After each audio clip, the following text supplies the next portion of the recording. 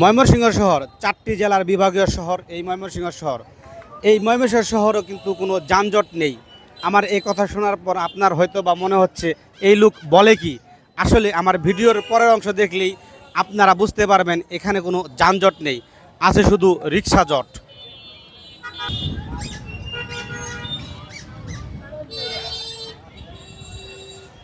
এটা হচ্ছে গাঙ্গিনাপাড় থেকে ব্রিজ পার যাওয়ার রাস্তা।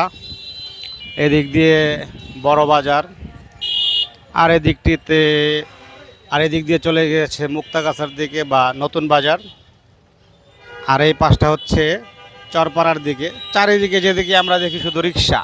অতএব বলা চলে গাঙ্গিনাপাড় বা ময়মনসিংহ কোনো যানজটের শহর নয়, বরং এটি হচ্ছে রিক্সা জটের শহর।